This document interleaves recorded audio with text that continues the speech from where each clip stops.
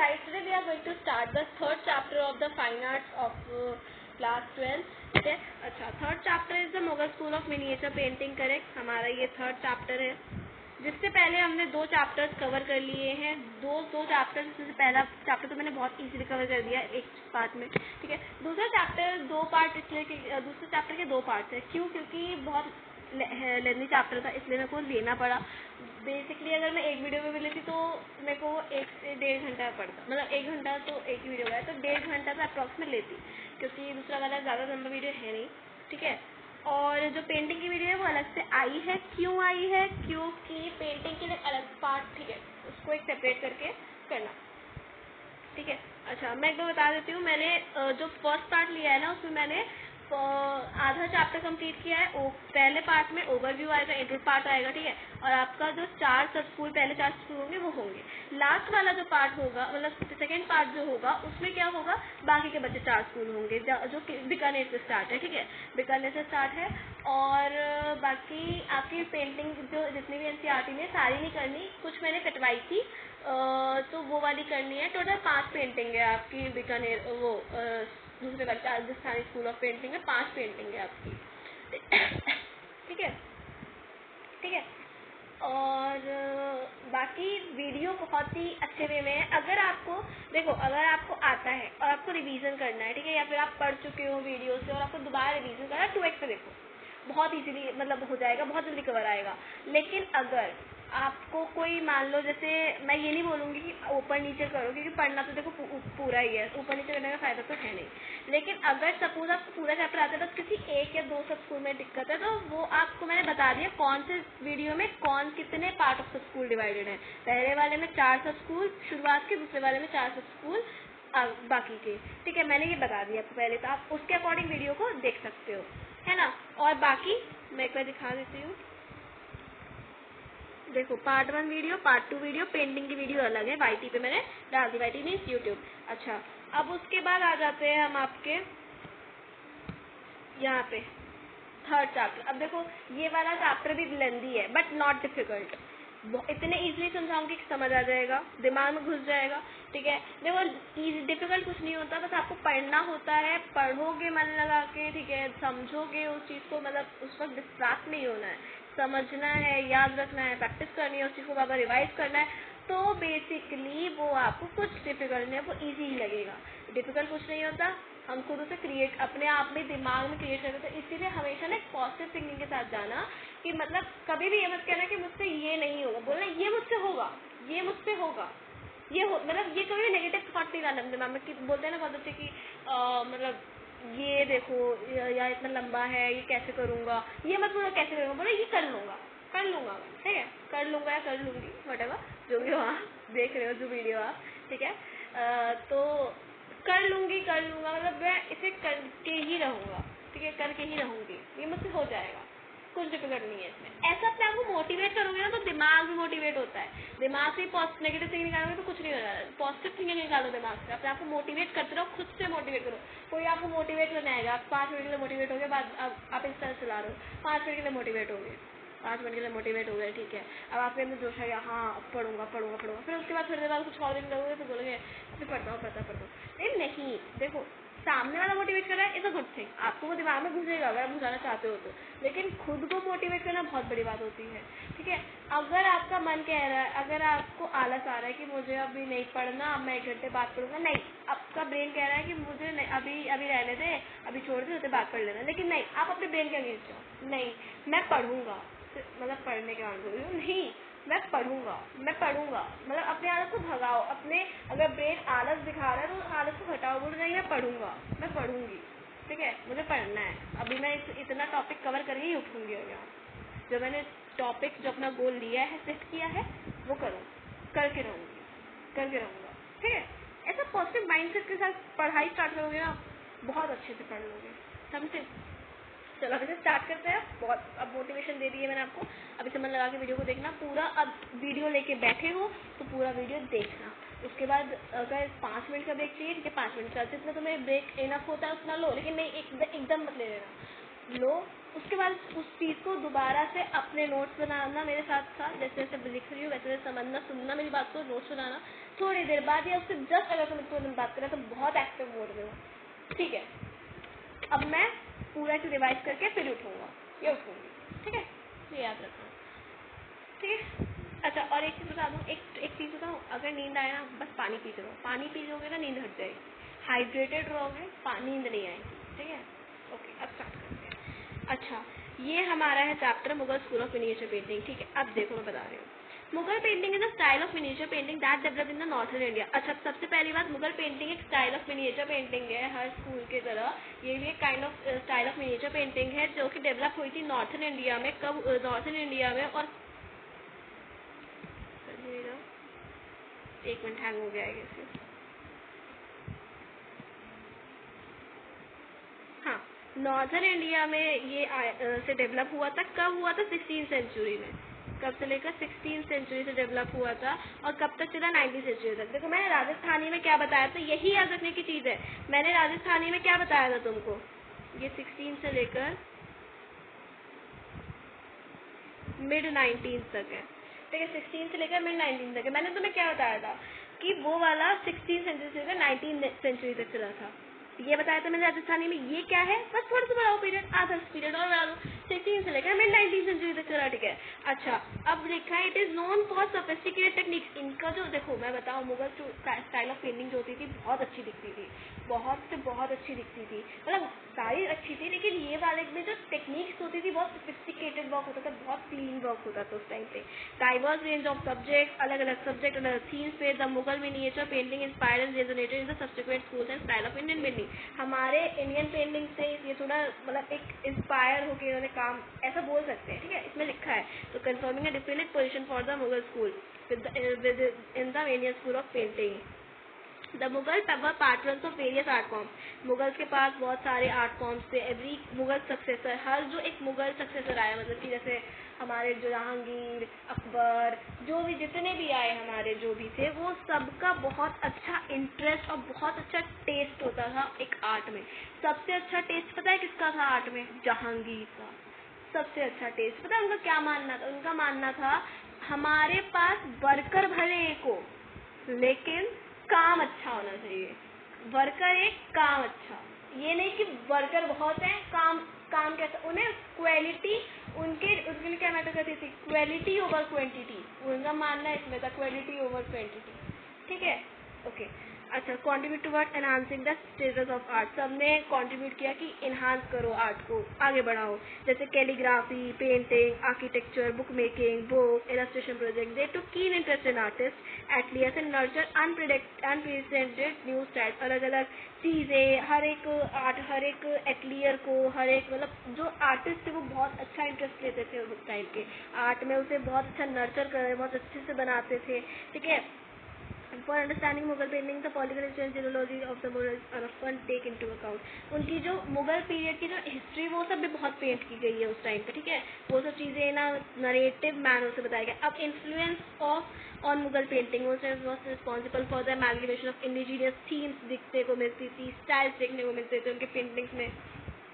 साथ ही साथ पर्शियन और लेट यूरोपियन थीम्स और स्टाइल्स भी देखने को मिलती थी। क्या मिलती थी? पर्शियन स्टाइल भी और लेट यूरोपियन थीम, ये दोनों थीम्स और स्टाइल देखने को मिलती थी। And the art of this period reflect the synthesis of foreign influences and नहीं, देखो बता रही हूँ। हाँ, पीक ऑफ मुगल पेंटिंग कब आया था? ये बहुत याद, देखो इसमें मैं अभी बताऊंगी एट द एंड क्या याद होता है, वैसे बोलते भी जाऊंगी साथ साथ में। पीक ऑफ मुगल पेंटिंग क्या है कि मुगल पेंटिंग में पीक कब पकड़ी? अब अच्छा देखो, कोई बिजनेस स्टार्ट करता है, बिजनेस स्टार्ट किया, धीरे धीरे स्टार्ट किया, करते करते करते एक पीक पे आता है अपने कि बहुत ज़्यादा कमाता है, करेक्ट। तो ऐसे ही मुगल पेंटिंग जब स्टार्ट हुई धीरे धीरे धीरे वो इतना सक्सेसफुल हो गया कि एक पीक पे आ गई। पीक पे कब आई थी? पीक पे तब आई जब उसने एक हाईली सोफिस्टिकेटेड ब्लेंड दिखाया, अपना दिमाग लगाया और ब्लेंड दिखाया पेंटिंग में। किस चीज़ का? इस्लामिक, हिंदू और यूरोपियन कल्चर और एस्थेटिक को मिक्स करके जब उसने पेंटिंग बनाई। उस टाइम पे कोई पार्शलिज्म नहीं था कि हिंदू है मुसलमान, कोई पार्शलिज्म नहीं, सब एक, ठीक है, सब एक, सबका। जब उसने ये ब्लेंड बनाया ना मुगल स्टाइल ऑफ पेंटिंग ने, इतना अच्छा ब्लेंड बनाया कि उसकी पेंटिंग पीक पे आ गई उस वक्त। Given the diverse yet inclusive nature दिखाया, affluence of art work produce in India during this period classes. ये करने की जरूरत नहीं है।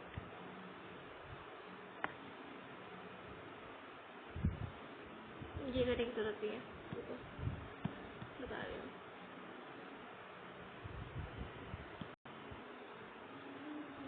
मैं सच बताऊँ, मुझे एनसीईआरटी में सेम लग रहा है क्योंकि हमारे टाइम पे थोड़ा ज़्यादा लिखा हुआ था, थोड़ा कम लिखा है। नहीं, मैं देख रही थी, देखो बता रही हूँ।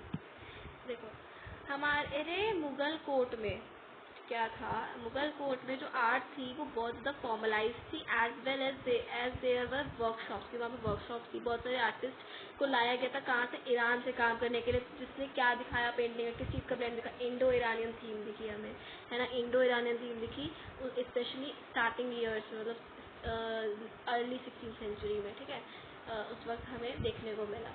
बहुत अच्छा।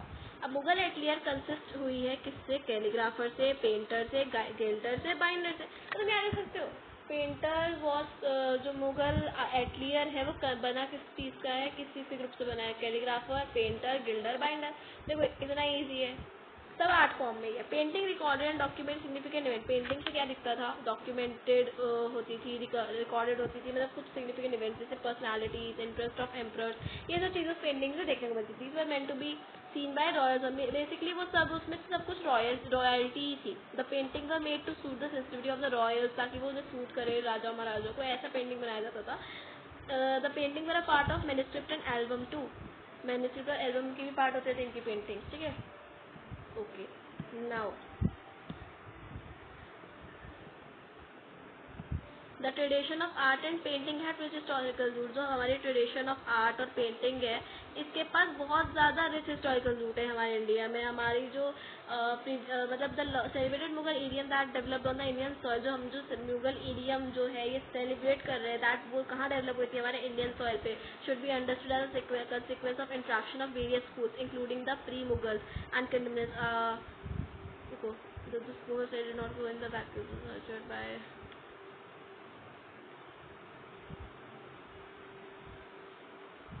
ये तो चीज़ होती हैं, बता रही हूँ, एक मिनट। अच्छा, अब मैं तुम्हें बताती हूँ। देखो तुम्हें ये वाला पार्ट जो है ना, ये वाला बॉक्स याद रखना, ठीक है। ये वाला बॉक्स भी इंपॉर्टेंट है, और आई गेस मैंने ऊपर भी एक बॉक्स पर दिखाया, पढ़ाया है अभी। ये वाला बॉक्स जो है, ये वाला इंपॉर्टेंट भी है, ठीक है। ये दो बॉक्स बहुत इंपॉर्टेंट है। मतलब अभी तक मैंने तुम्हें बहुत सारे बॉक्सेस नहीं पढ़ाए होंगे, उसमें ज़्यादा कुछ है, उसमें कहानी लिखी, लेकिन ये वाले बॉक्सेस इंपॉर्टेंट है, इनसे क्वेश्चन बनते हैं, ठीक है। The pre Mughal and parallel indigenous style of painting in India had there strong distinct style. देखो प्री मुगल और पैरेलल इंडिजिनियस स्टाइल जो होता है, स्कूल ऑफ पेंटिंग जो था हमारे इंडिया में, उसका बहुत स्ट्रॉन्ग डिस्टिंक्ट स्टाइल और एस्थेटिक और पर्पस था हमारे इंडिया में। The indigenous Indian style emphasised on flat perspective. Indigenous Indian style का किस चीज़ से बना था? फ्लैट, एकदम flat perspective, strong use of lines. उनकी पेंटिंग की डिस्क्रिप्शन है किस कैसा स्टाइल होता था indigenous style? Flat perspective, strong use of lines, vivid colour palette and bold modelling of figures, architecture. Bold modelling of figure मतलब समझ रहे हो? 3D style. Like the Mughal style offered subsidy and intense portrait almost 3D dimension. देखो Mughal style ने भी क्या किया? Portrait किया ऑलमोस्ट 3D फिगर ही बनाई और क्रिएट किया ऑप्टिकली रियलिटी, मतलब ऐसा रियलिटी ही बनाई। द रॉयल कोर्ट सीन्स, जैसे उसमें क्या क्या बनाते थे वो लोग? Royal court scenes, portrait, depiction of accurate flora and fauna were some of the favourite scenes of the Mughal artist. तो मतलब what are the famous theme, what are the themes of Mughal artist? Royal court scenes, portrait, depiction of flora and fauna and ये सब favourite themes थे। And the Mughal painting ushered in a new style and sophistication to the Indian art of that time. Okay. The Mughal pattern contributed to the proliferation of the Mughal style of painting with their distinct artistic choice of, मतलब जो उस time के Mughal patterns थे ना, उन्होंने contribute किया to the proliferation of Mughal style of painting, जिसमें उन्होंने कहा कि artistic preference, choice of subject, philosophies, aesthetic sensibilities, ये सब चीज़ों को कंसिस्ट करता है। In the following segments of this chapter we shall learn. Okay, chronological order में है। Early Mughal painting. Early Mughal painting में देखो सबसे पहले ईयर याद रखने की जरूरत नहीं है। Babur was the Mughal emperor. Babur was the first Mughal emperor थे, जो कि कहाँ से आए थे? उज्बेकिस्तान से। बाबर, मैं यहाँ लिख दूँ, देखो मैं तुम्हें एक बार में यहाँ पे दिखा देती हूँ ना, उधर पढ़ के फिर हम एनसीईआरटी रीड कर लेंगे। रुको, देखो अर्ली मुगल पेंटिंग जो है ना, उसमें देखो हमारे जो हमारे वो थे ना, फर्स्ट मुगल एम्पर जो थे,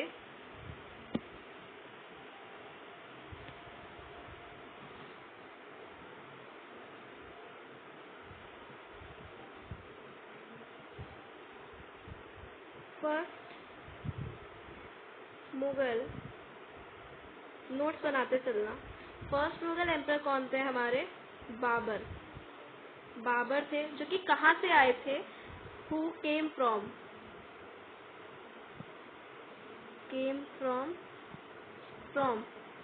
उज्बेकिस्तान। किनके डिसेंडेंट थे? डिसेंडेंट ऑफ होम, डिसेंडेंट किनके थे? एक तो तैमूर के और एक छगताई तुर्क के, है ना, इन दो के थे, ठीक है। अच्छा, अब उसके बाद हम देखते हैं कि इन्होंने क्या किया।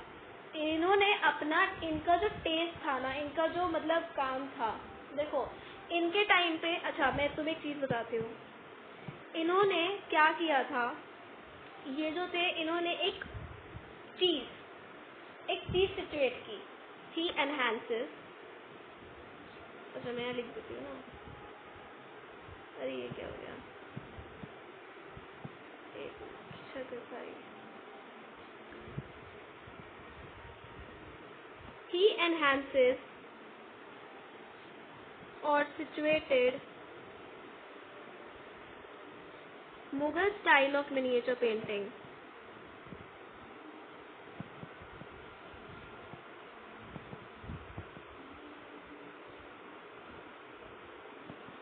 Mughal style of miniature painting, correct. अच्छा, अब इसके बाद इन्होंने क्या किया, इन्होंने एक ट्रेडिशन निकाला, established ट्रेडिशन। अच्छा, अब वो ट्रेडिशन क्या था? कीपिंग ऑफ मेमोयर्स, ठीक है, जिसमें ये क्या कवर करवाते थे? Which is consisted of what? Consisted, अब याद रखना मैं किसने बता रही हूँ। इसमें क्या कवर रहता था? इनकी पॉलिटिकल हिस्ट्री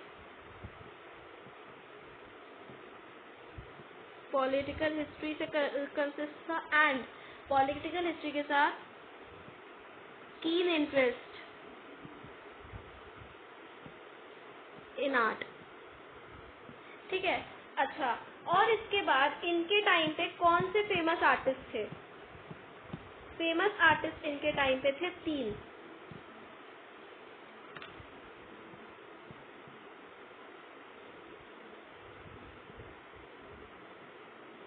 फेमस आर्टिस्ट इनके टाइम पे 3 थे। एक तो थे बेहज़ाद,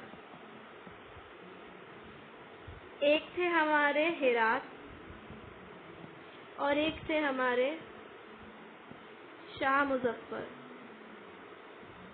अच्छा, बेहज़ाद किस चीज़ में बहुत ज़्यादा अच्छे थे? बेहज़ाद जो थे वो अच्छा, बेहज़ाद जो थे ना, ये फेसेस नहीं बनाते थे, फेसेस भी बिल्कुल अच्छे नहीं बनाते थे। इनकी जो फेसेस बनाते थे बहुत घिस-पिट बनाते थे, ये फेसेस बनाने के लिए, हेयरिंग के लिए, ठीक है। अच्छा, ये जो थे ना, ये बियर्ड अच्छी ड्रॉ करते थे, बियर्ड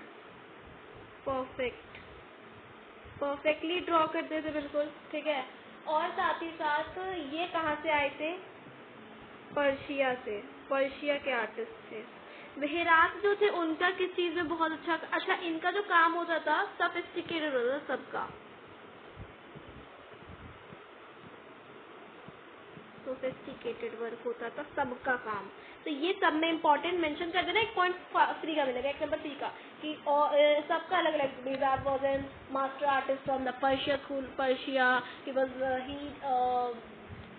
इनका जो काम होता था बहुत सोफिस्टिकेटेड होता था। हेरात में भी सेम थी, हेरात में पर्शिया तक लिख देना, ठीक है, हेरात में सोफिस्टिकेटेड लिखना, और शाह मुजफ्फर, ठीक है। अच्छा, हेरात जो थे ये कहाँ से आए थे? अभी तो फिलहाल ये कहाँ पे है? अभी तो फिलहाल ये उज्बेकिस्तान उधर है, अफगानिस्तान में। लेकिन फिलहाल हम क्या बोलेंगे कि ये जो थे, इनका काम क्या था? ये बहुत अच्छा काम करते थे, सोफिस्टिकेटेड वर्क देते थे, ठीक है। कलर टेंट्स बहुत अच्छे देते थे, कलर टेंट्स में और टोन्स में बहुत अच्छे थे, हद से ज़्यादा अच्छे थे, ठीक है। और शाह मुजफ्फर जो थे हमारे, हेयर स्टाइल बहुत अच्छा बनाते थे, पेंट करते थे, हेयर स्टाइल बहुत अच्छा पेंट करते थे, ठीक है। तो ये तीनों का नाम मेंशन है हमारे किसमें किसमें किसमें हमारे बाबरनामा में। अब तुम सोचोगे बाबरनामा क्या है? अच्छा ठीक है, अब जैसे मैंने बताया कि ये लोग क्या बोलते थे, इन्होंने इस्टेब्लिश किया tradition of keeping of memoirs. Keeping of memoirs क्या है? बेसिकली कीपिंग ऑफ मेमोयर्स एक बुक ही तो है, उस बुक में भी सिर्फ लिखा नहीं है, पेंट किया गया है। तो एक बुक इन्होंने भी बनवाई अपने नाम की, which was what? Baburnama. Baburnama में इनकी political history,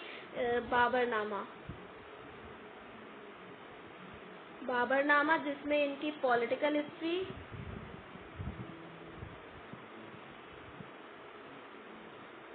history, and art के बारे में बना हो, पेंट सिर्फ लिखा ही नहीं बल्कि बना हुआ भी है, ठीक है। और हमारे जो मास्टर आर्टिस्ट थे वो तो थे हमारे वो क्या नाम है, बीजात।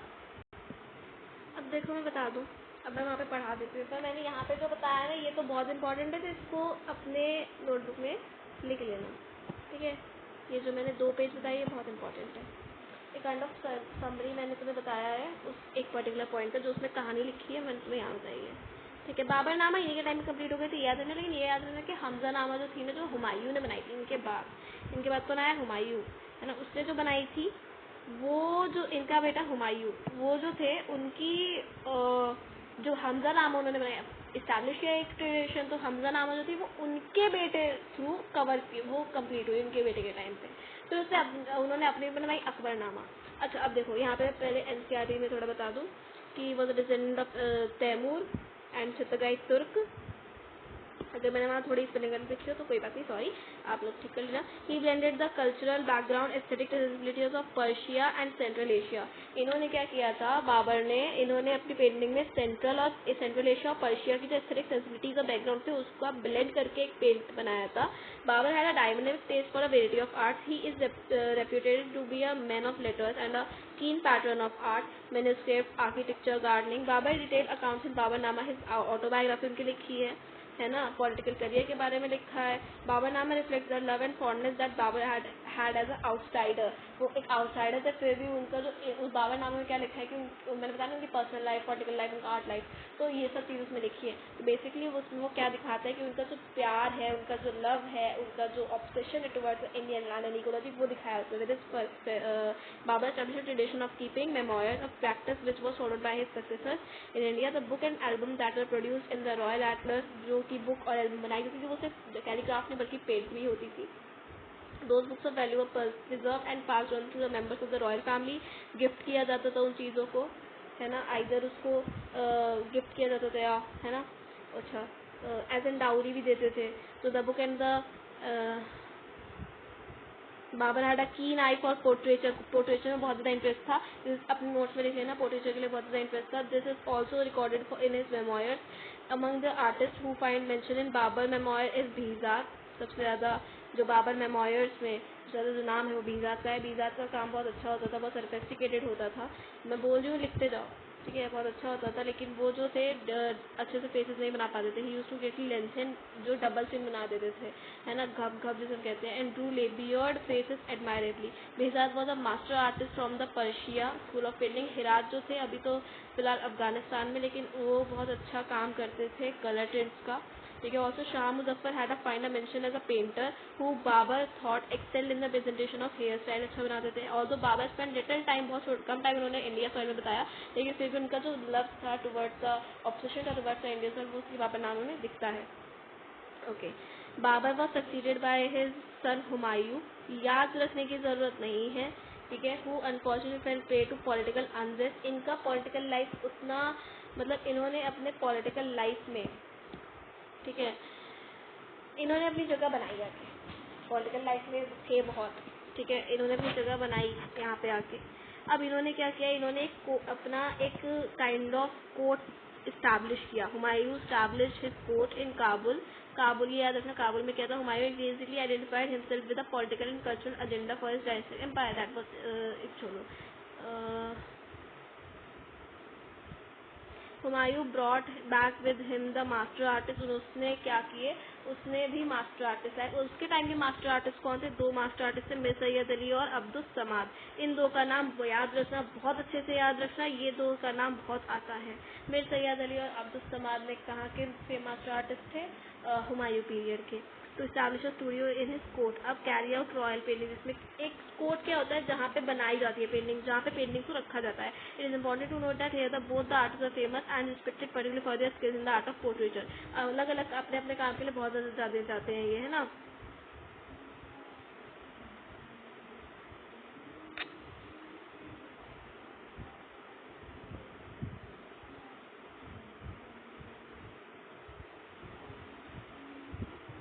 इसने क्या कहता है, इसने एक निगार खाना फाउंड किया था। निगार खाना is a painting workshop which was also a part of his library. ठीक है, not but is known about the size, मतलब साइज के बारे में इतना नहीं जाना। Composition of Humayun's workshop in India. However, it is known that he stated the project of illustration of Hamzanama, इसने वहीं पे हमज़ानामा भी बनाया था। That was continued by his son, मतलब वो जो कंप्लीट हुआ वो उसके सन जो आगे सक्सेस रहा है अकबर, उसने कंप्लीट किया, उसके राज में कंप्लीट हुआ। When we look at the extraordinary Mughal painting from the early period, Princess of House of Timur, ये एक Prince of houses of Timur एक पेंटिंग का नाम है, अर्ली पीरियड में आया था। ठीक है, जो कि प्रोबेबली बाय सफाविद आर्टिस्ट और अब्दुल समाद ने बनाई थी in the OPEC water colour on cotton. अच्छा देखो, हमारे जो पेंटर थे अब्दुल समाद जो थे मास्टर आर्टिस्ट, वो क्या करते थे, उनका स्पेशलिटी किसमें थी, वो एक छोटे से छोटे पाम लीफ पर भी वो क्या करते थे, मान लो कॉटन का टुकड़ा है, उसी पे वाटर कलर से ओपेक वाटर कलर से पेंटिंग बनाते थे। ठीक है, नो मैटर साइज कितना है, आइदर वो साइज इतना छोटा सा है, आइदर वो साइज इतना बड़ा सा है, वो बनाते उसी से थे। और क्या बनाते थे, complex structures, 3D like structure, display of historical portrait, a prize position of his imperial family. ये नहीं, ये भी नहीं, हाँ ये देखो, ये है पढ़ने की चीज़। Open air painting with trees and blossom, क्या क्या उसमें बनाते थे वो, है ना। तो वो क्या बनाते थे, open air painting with trees and blossom, मतलब करते थे काम। And royal merry making which depicts the ancestral members of the Mughal dynasty with followed after Humayun, who was the pattern of this kind of art with format theme figures in colour palette market with Persian. जो format होता था painting का, theme होता था, figure होता था, colour palette होता था, वो सब बेसिकली ऑलमोस्ट वो पर्शियन स्टाइल का होता था। There is indeed at this point we may state that there is no particular dominant element, कोई भी डोमिनेंट एलिमेंट नहीं था उस टाइम पे having Indian inspiration, but soon this vocabulary changes to accommodate the growing and peculiar Mughal facility and distinct imperial state. The traditional fascination for painting started by Humayun was carried forward by his illustration son Akbar, जो उसका fascination tradition था painting के लिए, वो बाद में किसने carry on किया, अकबर ने।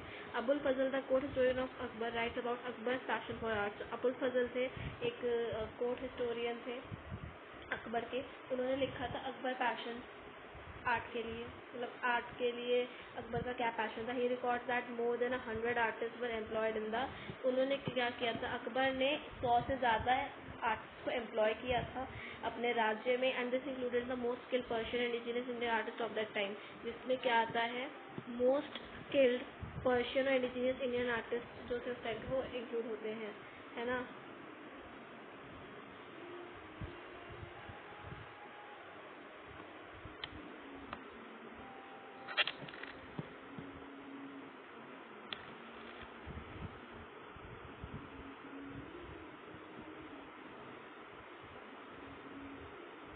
हाँ देखो, उतना पैसेज मत पढ़ना, यहाँ से पढ़ना, तो मैं कह रही हूँ छोड़ के थोड़ा थोड़ा पढ़ा रही हूँ, क्योंकि उसमें में ज़्यादा कुछ है नहीं, जिससे क्वेश्चन भी कभी नहीं बनते हैं। और जस्ट इन्फॉर्मेशन अगर तुम्हें पढ़ना है, तुम्हें कहानी याद रखनी है, तो तुम देख सकते हो, तुम पढ़ सकते हो, मुझे कोई इशू नहीं है। ठीक है, इसमें सब मिक्स है ना, तो तुम्हें लगेगा बहुत बड़ा, लेकिन इसमें सब मिक्स है। ठीक है, सब कुछ मिक्स है, कुछ भी अलग अलग टॉपिक नहीं, क्या कभी एडिया जहांगीर का, तो सब एक स्टार्टिंग से बस लिखा था बस। देखो, earliest of his projects in the continuation of his father's artist legacy of Hamzanama, जो हमज़ानामा बह गई थी कंप्लीट होने से, वो अकबर की पीरियड में कंप्लीट हुई है ना। तो उसमें बेसिकली हीरोइक डीड्स है हमज़ा के। हीरोइक डीड समझते हो, मतलब कि हमज़ा को एज अ हीरो दिया गया है ना। अच्छा, अकबर को बहुत अच्छा लग रहा था वो सुनने में, वो the story of Hamza and a character much love in the Middle East popular in टेक्लिस, वो जो करेक्टर तो बहुत ज़्यादा पॉपुलर हो गया था उस टाइम पे। ठीक है. And the corresponding foliage and painted Hamzanama narrative was held for a clearer view. The emperor took great interest in both. emperor जो था उस टाइम मतलब अकबर, उन्होंने क्या, उनका बहुत ज़्यादा keen इंटरेस्ट, बहुत ज़्यादा इंटरेस्ट था. कीन मतलब बहुत अच्छा इंटरेस्ट, बहुत ज़्यादा डीप इंटरेस्ट, ठीक है, था उनका किसमें, पिक्टोरियल नरेटिव में भी, और as well as recitation of Hamzanama. Because of the peculiar function of these paintings their format is बहुत large. And the base surface जो था जिसपे वो बनी थी वो हमजानामा, वो क्लॉथ था with paper at the back. Cloth के पीछे क्या था, paper. And narrative text is written to है ताकि उस पर लिख सके. And the technique applied is gouache which is water based and in opaque color. ये टेक्निक थी. One realizes that Mughal painting was a teamwork by a group of artists who could be inspired by a number of artistic traditions. The immediate natural surroundings become the resource from which the images of flora and fauna were derived and painted. The painted folios of Hamzanama are scattered all over the world. हर जगह फैली थी. Basically Hamzanama में total consisted of 14 volumes, 14 volumes थे जिसके अंदर 1400 illustration थे, जिसने complete होने में पूरे 15 साल लिए. Suggested date of this magnificent project was 1567 से लेकर 1582 and was completed under the supervision of 2 Persian masters, Mir Sayyid Ali और Abdul Samad. In Hamzanama painting pines attack the city of कैमर, द स्पेस इज शार्पली, नहीं छोड़ो ये नहीं करना. हाँ देखो ये इंपॉर्टेंट है कि उनकी पेंटिंग में 3/4 फेसेस दिखते थे. मतलब 3/4 मतलब एक साइड से थोड़ा सा सिर्फ नहीं दिख रहा है, पूरा बल्कि दिख रहा है ना. 3/4 मतलब जैसे एक ये है, इसका ये पार्ट है, इसमें से ये वाला जो पार्ट है ना ये दिख रहा है, लेकिन ये वाला पार्ट जो है ना ये नहीं दिख रहा. तो मतलब इतना पार्ट तो दिख रहा है ना. And the column and rich intricate patterns देखने को मिलते थे ऑन द फ्लोर. कॉलम्स देखने को मिलते थे. Canopy art from the Persian sources also as the 4 limbed animals, 4 पैर वाले जानवर और रॉक्स देखने को मिलते थे. ट्रीज और क्रीपर्स दिखता था उसमें. Indian source as also rich palette of, जो मतलब क्या देख कौन से कलर्स से ज़्यादा थे वो, प्योर येलो, रेड और ब्राउन. ठीक है. अच्छा अब आ जाते हैं हम कि अकबर के में हिंदू टेक्स्ट भी बहुत देखने को मिलते थे. अकबर के टाइम पे जो हमने अपनी पेंटिंग देखी उसमें हिंदू टेक्स्ट भी बहुत थे. Persian translation illustrated version of the Hindu epic, Persian में ट्रांसलेट किया और इलस्ट्रेट किया महाभारत को, है ना. और जिसे हम कहते हैं रज़्मनामा कहते हैं हम उसे. That was completed in this. और कौन था इसका मास्टर आर्टिस्ट, दसवंत. कौन थे, दसवंत. फिर उसके बाद आ जाता है हमारे पास रामायण भी लिखी थी, है ना, मतलब बनाई थी. अच्छा ये जो रज़्मनामा थी इसमें टोटल 169 पेंटिंग्स थी. रामायण जो थी ये भी ट्रांसलेट और इलस्ट्रेट की गई in the Persian style. And the artist like Govardhan and Miskin जो थे उन्होंने बनाया, मतलब नहीं इसका कोई है नहीं रामायण का. इसमें क्या है, इसमें कोर्ट सीन्स दिखाई गई है ना. और अकबरनामा भी एक फिर आया सबका अर्थ, उसका भी तो आएगा. अकबरनामा में क्या लिखा था, Akbar political life, personal life के बारे में है. मोस्ट एक्सपेंसिव प्रोजेक्ट है अकबर का जो उसने लिया था अपने टाइम पे, अकबरनामा. ठीक है. और अकबर पर्सनली एंगेज रहते थे अपने आर्टिस्ट विद द आर्टिस्ट, और सुपरवाइज करते थे, खुद भी देखते थे काम को, उस आर्टवर्क को. And the Mughal painting under Akbar pattern repeated a variety of अलग अलग सब्जेक्ट देखने को मिले, including detailed political conquest, seminal court scenes, secular text, portraits of important man, है ना, with Hindu mythologies and Persian and Islamic theme. इसीलिए तो पीक पे आया वो चीज़, है ना. अकबर का जो फैसिनेशन था for Indian sculpture, for regard for India, made him one of the most, उसका जो इसका ऑब्सेशन जो टुवर्ड्स इंडिया था ना वो उसे बहुत ज़्यादा पॉपुलर बनाया था उस चीज़ को उस टाइम पे. ठीक है. In most of the paintings produce from the time that European were in contact with the code of Akbar, we can see the increasing preference जो हमारी नेचुरलिज्म आई, हमारी जो हमारा जो पीक आया वो हम देख सकते हैं. और इसमें से एक पेंटिंग थी मदोना एंड चाइल्ड करके, जिसे ओपेक वाटर कलर से बनाया गया था on the cotton paper in a important early work of the Mughal school of painting in the context. सबसे इम्पॉर्टेंट वर्क है. मदोना में क्या है, मदोना काइंड ऑफ वुमेन जो कि एक मदर है ना. Where it is Virgin Mary is draped, एक वर्जन मैरी है जो कि ड्रेप्ड है in a classical manner. And the attachment displayed between the mother and child उसमें दिखाया गया जो कि inspired by the human interpretation in the European Renaissance art. And the physiology of child जो है वो डिटेल करता है like a fan, and jewelry completed indicated the work to an Indian milieu. Okay. देखो बस अब देखो मैं बता रही हूँ। अब इसमें हमारे पास बच जाता है आगे का जो पार्ट है, बहुत लंबा चैप्टर है तो मैं अभी इतने में से कवर कर रही हूँ बस, ठीक है। अच्छा, इसमें जो इम्पोर्टेंट है that I will tell you. Okay, तो देखो इसमें जो है ये तो याद रखना ही रखना, जो जो मैंने अंडरलाइन किया है वो वाला पार्ट मैं हाईलाइट कर देती हूँ, हाईलाइट वाला जरूर याद रखना, ठीक है। देखो ये वाला है ना, ये sophisticated technique,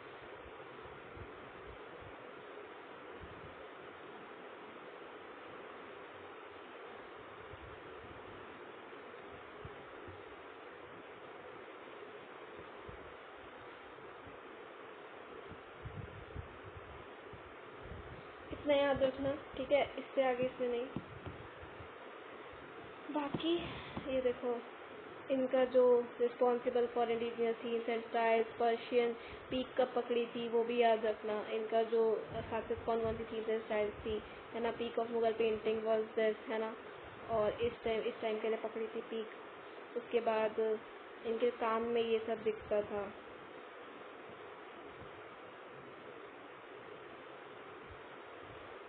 टीम वर्क भी करते ही थे ये लोग वैसे, है ना।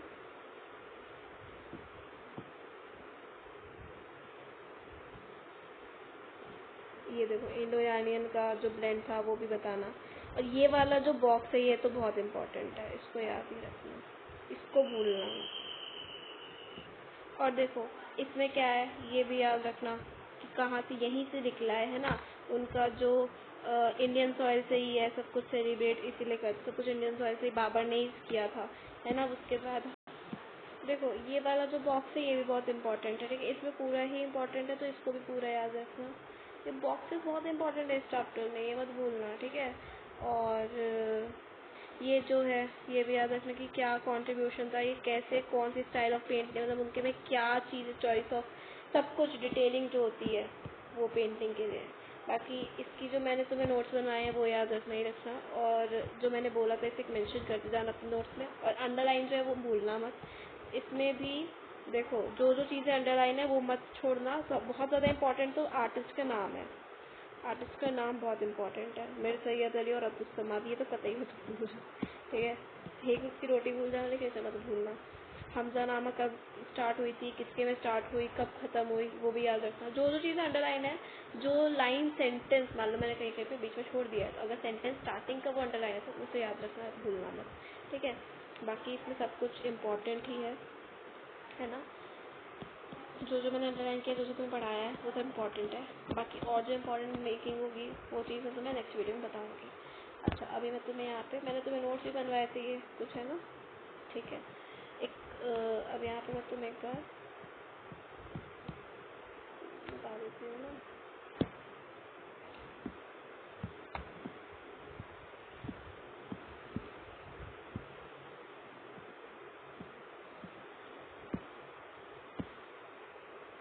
जो मेरी नेक्स्ट वीडियो आएगी ना, पार्ट 1 जो है, ये तो पार्ट 1 हो गई, ठीक है।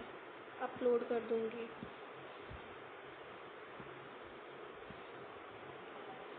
है ना। मतलब अपलोड तो तुम देख ही रहे हो, इसका मतलब है ना। पार्ट 1 तो तुम्हारा फिर कंप्लीट हो गया, कंप्लीटेड। पार्ट 2 जो आएगा वो विल बी अपलोड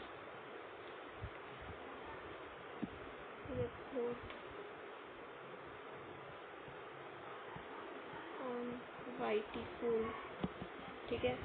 और पेंटिंग आई गेस इसका 3 पार्ट लगेगा। पार्ट 3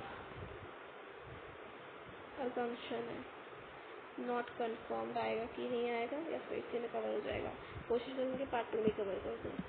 फिर बाकी डिस्क्रिप्शन ऑफ पेंटिंग तो है ही, और मेरी जो इंस्टा ID पे आएंगे नोट्स,